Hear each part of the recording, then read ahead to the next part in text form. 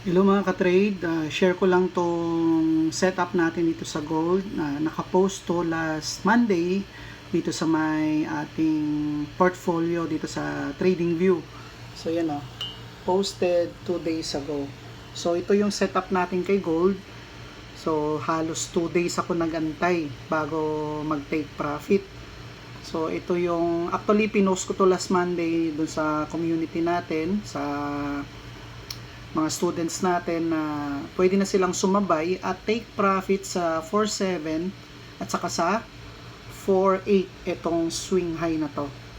Right? So tignan natin. So itong TradingView na platform, pwede ka mag-post dito ng analysis mo, and then once na na-publish mo na yan, hindi mo na po yan ma-edit. Okay? So ito yung before and then ito na yung after. Yan. So nagkaroon pa dito ng liquidity and ayan, market na siya, oh. 'Di ba? So ito yung tinuturo natin sa mentorship program natin, itong A+ system. So dito sa A+ system, hindi po tayo magte-trade ng oras-oras, minuto or kumbaga abang-abang tayo sa mga candlesticks. Antayin natin na dumating yung setup, saka lang tayo magte-trade. So katulad nito. Okay? Ayan, oh.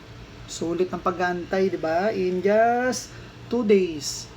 So sabihin na natin 3 days kasi kanina lang to nag-take profit.